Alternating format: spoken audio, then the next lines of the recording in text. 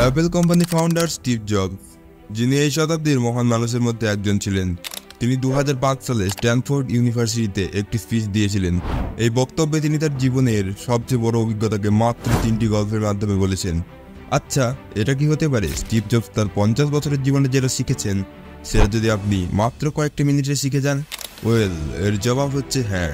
আজ আমি পৃথিবীর most powerful, motivational and life changing স্পিচটিকে আপনাদের সঙ্গে শেয়ার করতে চলেছি, যে বক্তব্যটিকে বড় বড় মোটিভেশনাল স্পিকার সহ সন্দীপ মাহেশ্বরীও প্রত্যেকটা মানুষের জন্য রেকমেন্ড করেছেন। स्टीव जॉब्स जो एप्पल के फाउंडर थे, उनकी स्टैनफोर्ड वाली एक स्पीच है 20 मिनट की। अगर आप में से बाकी लोगों ने नहीं देखी है तो आई स्ट्रांगली रिकमेंड यू कि एक बार आप जा करके यूट्यूब पे वो ज़रूर देखें। কিন্তু এই চমৎকার স্পিচটা হয়তো অনেকেই শোনেননি। এর প্রধান কারণ হতে পারে বক্তব্যটি ছিল ইংলিশে। শুধুমাত্র ল্যাঙ্গুয়েজ ব্যারিয়ারের জন্য পৃথিবী বিখ্যাত বক্তব্যটি আপনি শুনতে পারবেন না, তা তো হতে পারে না। তাই আমি বাংলায় অত্যন্ত সহজ ভাষার প্রয়োগ করে পৃথিবী বিখ্যাত বক্তব্যটি আপনাদের শোনাতে চলেছি, সেটাও আবার স্টিভ জবসের ভাষায়। ধন্যবাদ। পৃথিবীর অন্যতম শ্রেষ্ঠ বিশ্ববিদ্যালয়ের আপনাদের সমাবর্তন অনুষ্ঠানে আসতে পেরে আমি খুবই সম্মানিত বোধ করছি। সত্যি বলতে কি, আমি কখনো কোনো বিশ্ববিদ্যালয় থেকে পাস করিনি, আর আজকেই আমি কোনো বিশ্ববিদ্যালয়ের সমাবর্তন অনুষ্ঠান খুব কাছ থেকে দেখছি। আজ আমি আপনাদের আমার জীবনের 3টি গল্প শোনাতে চাই। বেশি নয়, মাত্র 3টি গল্প। প্রথম গল্পটি হচ্ছে কানেক্টিং দ্য ডটস বিষয়ক। রিড বিশ্ববিদ্যালয়ে ভর্তির 6 মাসের মধ্যেই আমি লেখাপড়া ছেড়ে দিই। অবশ্য বিশ্ববিদ্যালয়ে পুরোপুরি ছেড়ে যাওয়ার আগে প্রায় বছর দেড়েক আমি সেখানে ছিলাম। এখন প্রশ্ন হচ্ছে যে আমি কেন কলেজ ছেড়েছিলাম। ঘটনা শুরু আমার জন্মের আগে থেকে। আমার মা ছিলেন বিশ্ববিদ্যালয়ের একজন অবিবাহিতা শিক্ষার্থী। তিনি আমাকে দত্তক দিতে চাইলেন। মা আমাকে এমন পরিবারে দত্তক দিতে চাইলেন যাদের বিশ্ববিদ্যালয়ের ডিগ্রি আছে। একজন উকিল ও তার স্ত্রী আমাকে দত্তক নেওয়ার জন্য রাজি হলেন। কিন্তু যখনই আমি এই পৃথিবীতে এলাম, তারা হঠাৎ তাদের মন পাল্টে ফেললেন এবং তারা জানালেন তারা নাকি একটি কন্যা সন্তানের আশা করেছিলেন। গভীর রাতে আমার মা বাবা অন্য একটি পরিবারকে ফোন করে বললেন, অপ্রত্যাশিতভাবে আমাদের একটা ছেলে সন্তান হয়েছে, আপনারা কি একে দত্তক দিতে চান? তারা বললেন অবশ্যই।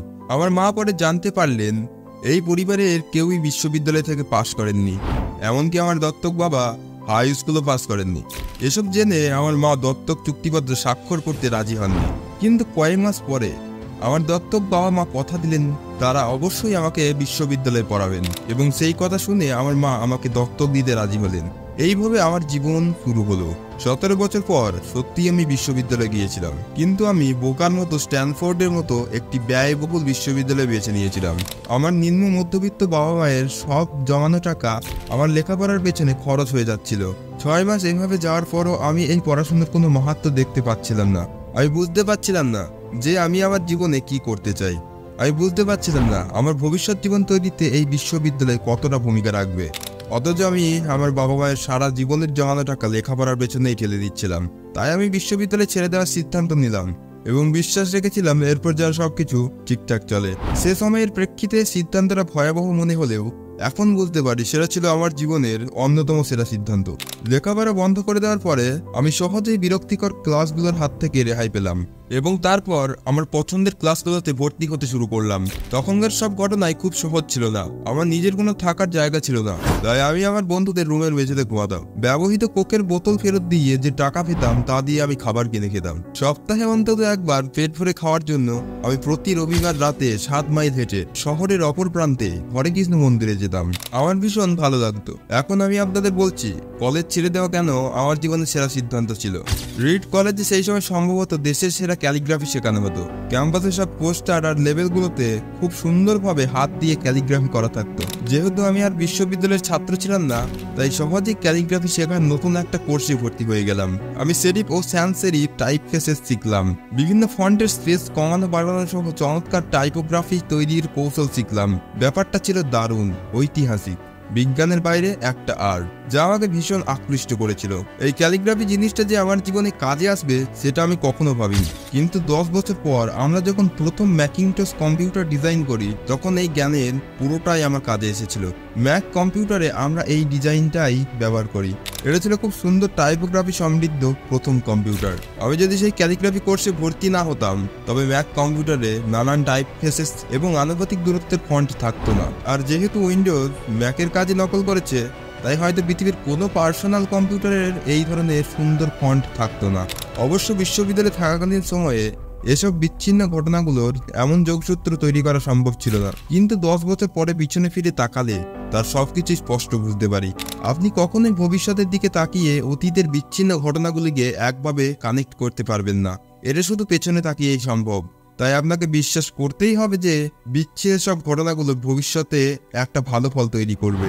আপনাকে একটা কিছুর ওপর বিশ্বাস করতেই হবে, সেটা হতে পারে আপনার ধারণা, ভাগ্য, জীবন, কর্ম, কিছু একটা। যদি আপনি বিশ্বাস করেন যে জীবনের বিচ্ছিন্ন সব ঘটনাগুলো একদিন ভালো ফল বয়ে আনবে, তবেই আপনি মনের কথা মতো চলতে পারবেন এবং এভাবেই আপনি সফল হতে পারবেন। আমার দ্বিতীয় গল্প হলো লাভ অ্যান্ড লসের গল্প। আমি ভাগ্যবান ছিলাম কারণ জীবনের প্রথম দিকেই আমি আমার ভালোবাসার কাজ খুঁজে পেয়েছিলাম। 20 বছর বয়সে আমি আর রোজ মিলে আমাদের পারিবারিক গ্যারেজ থেকে অ্যাপেল কোম্পানি শুরু করেছিলাম। আমরা কঠোর পরিশ্রম করেছিলাম। 10 বছরের মাথায় গ্যারেজের দুজনের কোম্পানি থেকে অ্যাপেল 4000 কর্মীর এবং $2 বিলিয়ন কোম্পানিতে পরিণত হয়। আমার বয়স যখন 30, তার কিছুদিন আগে আমরা আমাদের সেরা কম্পিউটার ম্যাকিনটশ বাজারে ছাড়ি। আর ঠিক তখনই আমার চাকরি চলে যায়। কিভাবে একজন তার হাতে করা কোম্পানি থেকে চাকরি হারাতে পারে? অ্যাপেল যখন বেড়ে উঠেছে তখন আমরা বেশ মেধাবী একজনকে নিয়োগ দিয়েছিলাম। ভাবলাম সে আমাদের সাথে কোম্পানিটা ভালোভাবে এগিয়ে নিয়ে যাবে। প্রথম বছর সবকিছু ভালোভাবেই গেল, কিন্তু ধীরে ধীরে ভবিষ্যৎ পরিকল্পনা নিয়ে তার সাথে আমার চিন্তা ভাবনার অমিল দেখা দিতে লাগলো। আমাদের প্রতিষ্ঠানের পরিচালনা বিভাগও তার পক্ষ নিল। অতএব 30 বছর বয়সে আমাকে আমার কোম্পানি থেকে বের করে দেওয়া হলো। বেশ প্রকাশ্যেই আমাকে আউট করে দেওয়া হলো। আমার তারুণ্যের সব স্বপ্ন এক নিমিষেই হাতছাড়া হয়ে গেল। আমি একদম ভেঙে পড়লাম। পরের কয়েক মাস বুঝতে পারছিলাম না যে আমি কি করব। আমার মনে হচ্ছিল আমি আগের প্রজন্মের উদ্যোক্তাদের মনোবল ভেঙে দিয়েছি। আমার হাতে যে দায়িত্ব দেওয়া হয়েছিল তা আমি পালন করতে পারিনি। আমি ডেভিড পারকাট এবং বব নয়েসের সাথে দেখা করে আন্তরিকভাবে ক্ষমা চাইলাম। আমার ব্যর্থতার গল্প চারিদিকে ছড়িয়ে পড়ল। আমি ভ্যালি ছেড়ে পালিয়ে যাওয়ার কথাও ভাবলাম, কিন্তু সময় যাওয়ার সঙ্গে সঙ্গে আমি একটা বিষয় অনুভব করতে লাগলাম। সবকিছুর পরেও আমি আমার আগের সব কাজগুলোকে ভালোবাসতাম। অ্যাপেলের ঘটনাগুলি সেই সত্যকে এতটুকু বদলাতে পারেনি। আমাকে প্রত্যাখ্যান করা হয়েছে, কিন্তু তারপরেও কাজের প্রতি আমার ভালোবাসা এতটুকু কমেনি। তাই আমি আবার নতুন করে শুরু করার সিদ্ধান্ত নিলাম। তখন বিষয়টা বুঝতে পারিনি, কিন্তু পরে বুঝতে পারলাম অ্যাপেল থেকে চাকরিচ্যুত হওয়াটা ছিল আমার জীবনের সবচেয়ে সেরা ঘটনা। সফল হওয়ার সব ভার থেকে মুক্ত হয়ে আমি আবার নতুন ভাবে শুরু করলাম নিশ্চয়তাবিহীন নতুন জীবন। এর ফলে আমি আমার জীবনের অন্যতম সৃজনশীল সময়ে যাত্রা করার সুযোগ পেলাম। পরবর্তী 5 বছরে আমি নেক্সট নামে একটি কোম্পানি শুরু করি এবং পিক্সার নামেও আরো একটি কোম্পানি শুরু করি এবং প্রেমে পড়ি অসাধারণ এক মেয়ের, যার সাথে আমার বিয়ে হয়েছিল। পিক্সার থেকে আমরা পৃথিবীর প্রথম অ্যানিমেশন স্টোরি টয় স্টোরি তৈরি করি। বর্তমানে পিক্সার পৃথিবীর সবচেয়ে সফল অ্যানিমেশন স্টুডিও। এরপর ঘটে কিছু চমকপ্রদ ঘটনা। অ্যাপেল নেক্সটকে কিনে দেয় এবং আমি অ্যাপেলে ফিরে আসি। নেক্সটে আমরা যে প্রযুক্তি তৈরি করি সেটা এখন অ্যাপেলের ব্যবসার সাফল্যের কেন্দ্রবিন্দুতে। অন্যদিকে লরেনার আর আমি মিলে একটি সুখী পরিবার গড়ে তুলি। আমি নিশ্চিত এগুলোর কিছুই ঘটতো না যদি আমাকে অ্যাপেল থেকে বের করে না দেওয়া হতো। এরা ছিল আমার জীবনের খুব তেতো স্বাদের একটা ওষুধ, কিন্তু আমার মনে হয় রোগী সেটা দরকারও ছিল। কখনো কখনো জীবন ইট দিয়ে আপনার মাথায় আঘাত করবে, তখন বিশ্বাস হারাবেন না। আমি নিশ্চিত আমি সামনে এগিয়ে যেতে পেরেছি কারণ আমি যা করেছিলাম তা ভালোবেসে করেছিলাম। আপনাকে অবশ্যই আপনার ভালোবাসার কাজটি খুঁজে পেতে হবে, ঠিক যেমন আপনি আপনার ভালোবাসার মানুষকে খুঁজে বেড়ান। আপনার কাজ নিয়ে আপনি তখনই খুশি হতে পারবেন যখন আপনি আপনার পছন্দের কাজ করবেন। আপনার জীবনের বড় একটা অংশ জুড়ে থাকবে আপনার কাজ। আপনি তখনই আপনার পছন্দের কাজ করতে পারবেন যখন আপনি আপনার কাজকে ভালোবাসবেন। যদি এখনো আপনি ভালোবাসার কাজ খুঁজে না পেয়ে থাকেন তাহলে খুঁজতে থাকুন, থেমে যাবেন না। ভালোবাসার কাজটি খুঁজে ফেলে আপনার মন আপনাকে ঠিকই তা জানিয়ে দেবে। এটা যে কোনো সম্পর্কের মতোই, যত সময় যাবে ভালোবাসার কাজটি আপনার ততই ভালো লাগবে। অতএব ভালোবাসার কাজটি খুঁজতে থাকুন, থেমে যাবেন না। আমার শেষ গল্পটি মৃত্যু নিয়ে। আমার বয়স যখন 17 তখন আমি একটা লেখা পড়েছিলাম, আপনি যদি প্রতিটা দিন এই ভেবে শুরু করেন যে আজই আপনার জীবনের শেষ দিন, তাহলে একদিন নিশ্চিতভাবে আপনার সেই ভাবনা সত্য হবে। সেই কথাটা আমার মনে গভীর প্রভাব ফেলেছে। সেই থেকে গত 33 বছর আমি প্রতিদিন সকালে আয়নার সামনে দাঁড়িয়ে নিজেকে জিজ্ঞাসা করছি, আজ যদি আমার জীবনের শেষ দিন হতো তাহলে কি আমি তাই করতাম যা আমি আজ করতে চলেছি? এরপর কিছুদিন যদি সেই প্রশ্নের উত্তর না হতো তবে আমি বুঝে নিতাম আমার পরিকল্পনায় পরিবর্তন আনতে হবে। আমি শীঘ্রই মারা যাব। এই ভাবনাটি জীবনে আমাকে বড় বড় সিদ্ধান্ত নিতে সবচেয়ে বেশি সাহায্য করেছে। কারণ সবকিছু, সকল আশা প্রত্যাশা, গর্ব, ব্যর্থতার ভয় বা লজ্জা সবকিছুই মৃত্যুর মুখে ম্লান হয়ে যায়। টিকে থাকে শুধুমাত্র সত্যিকারের গুরুত্বপূর্ণ জিনিসগুলো। আমি জানি কোনো কিছু হারানোর ভয় মন থেকে দূর করার সবচেয়ে ভালো উপায় হচ্ছে এটা মনে করা যে আপনি একদিন মরে যাবেন। আপনি আসলে সবকিছু হারিয়েই বসে আছেন, তাই আপনার মন যা চাই তা না করার কোনো কারণই থাকতে পারে না। প্রায় বছর খানেক আগে আমার ক্যান্সার ধরা পড়ে। একদিন সকালে 7:30 নাগাদ আমার স্ক্যান হয়। তাদের স্পষ্টভাবে আমার প্যানক্রিয়াসে একটা টিউমার দেখা যায়। আমি তখনও জানতাম না প্যানক্রিয়াস জিনিসটা আসলে। ডাক্তাররা আমাকে বলে দিলেন যে এটা এমন একটা ক্যান্সার যার কোনো চিকিৎসা নেই এবং আমি আর বড় জোর 3 থেকে 6 মাস বাঁচব। তারা আমাকে বাড়ি ফিরে গিয়ে সবকিছু গুছিয়ে ফেলতে বললেন। সোজা কথায় ডাক্তাররা আমাকে মৃত্যুর জন্য প্রস্তুত হতে বললেন। এর মানে হচ্ছে আপনি আপনার সন্তানদের আগামী 10 বছরে যা বলবেন বলে ঠিক করেছেন তা আগামী কয়েক মাসের মধ্যেই বলে ফেলতে হবে। এর মানে হচ্ছে সবকিছু গোছগাছ করে রাখেন যাতে আপনার পরিবারের জন্য ব্যাপারটি কম বেদনাদায়ক হয়। সেদিন সারাটা দিন আমার ডায়াগনোসিস হলো। সন্ধ্যায় আমার একটা বায়োপসি হলো। তারা আমার গলার ভিতর দিয়ে একটা এন্ডোস্কোপ নামিয়ে দিলেন। সেটা পেটের ভেতর দিয়ে ইন্টেস্টাইনের ভেতর দিয়ে গিয়ে প্যানক্রিয়াসে সুই ঢুকিয়ে সেই টিউমার থেকে কিছু কোষ নিয়ে এলেন।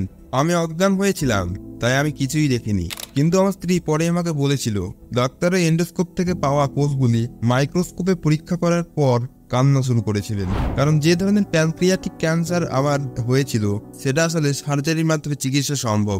এরপর আমার সার্জারি হলো এবং আমি এখন ভালো আছি। এটাই আমার মৃত্যুর সবচেয়ে কাছাকাছি যাওয়া। আমি আশা করি আরো কয়েক দশকের জন্য আমাকে যেন মৃত্যুর কাছে যেতে না হয়।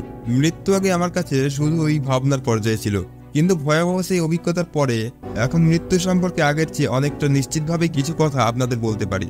আসলে কেউই মরে যেতে চায় না, এমনকি যারা স্বর্গে যেতে চান তারাও সেখানে যাওয়ার জন্য মরতে চান না। কিন্তু তারপরে মৃত্যুই আমাদের সবার চূড়ান্ত গন্তব্য। মৃত্যু থেকে কেউই পালাতে পারেনি এবং সেটাই হওয়া উচিত, কারণ মৃত্যুই সম্ভবত জীবনের সবচেয়ে বড় আবিষ্কার। এটা জীবনটাকে বদলে দেওয়ার এজেন্ট। মৃত্যু পুরনোকে ধুয়ে মুছে নতুনের জন্য জায়গা করে দেয়। আর এই মুহূর্তে আপনারা সেই নতুন, কিন্তু ধীরে ধীরে বয়স বাড়ার সাথে সাথে আপনারাও ধুয়ে মুছে যাবেন। সেদিন খুব দূরে নয়। এতটা নাটকীয়ভাবে বলার জন্য দুঃখিত, কিন্তু এটাই বরং সত্য। আমাদের সময় সীমিত, তাই অন্য কারো জীবনযাপন করে সময় নষ্ট করবেন না। অন্যের চিন্তা ভাবনার ফলে যে বিশ্বাস জন্ম নেয় সে বিশ্বাসের ফাঁদে পড়ে নিজের জীবনটা চালাবেন না। অন্যের মতামতে নিজের মনের কথাগুলোকে চাপা দেবেন না। সবচেয়ে বড় কথা, সাহসী হন যারা নিজের মনের কথা মতো চলতে পারেন। শুধুমাত্র আপনার মনই জানে আপনি আসলে কি হতে চান, বাকি আর সবই মৌন। আমি যখন তরুণ ছিলাম তখন একটা পত্রিকা বের হতো যার নাম ছিল দ্য হোল আর্থ ক্যাটালগ। পত্রিকাটি আমাদের প্রজন্মের কাছে পবিত্র গ্রন্থের মতো ছিল।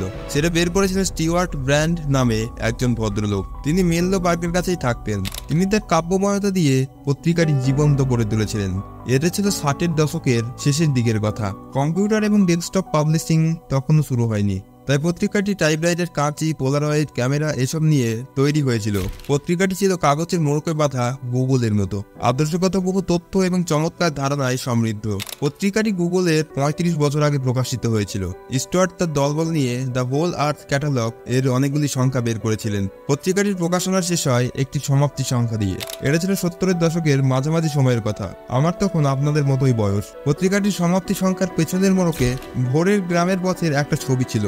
আপনাদের মধ্যে যারা অ্যাডভেঞ্চার প্রিয় তারা হয়তো তেমন গ্রামের পথে বেড়াতে যেতে পারেন। ছবিটার নিচে লেখা ছিল স্টে হাংরি স্টে ফুলিশ, মানে ক্ষুধার্ত থাকো বোকা থাকো। বিদায়ের সময় এটাই ছিল তাদের শেষ মেসেজ, ক্ষুধার্ত থাকো বোকা থাকো। আমি আমার জন্য আজীবন এটাই প্রার্থনা করেছি। আর গ্র্যাজুয়েশন শেষে আপনাদের নতুন জীবন শুরু করতে আমি সেই প্রার্থনাই আপনাদের জন্য করছি। ক্ষুধার্ত থাকো বোকা থাকো। সবাইকে অনেক অনেক ধন্যবাদ।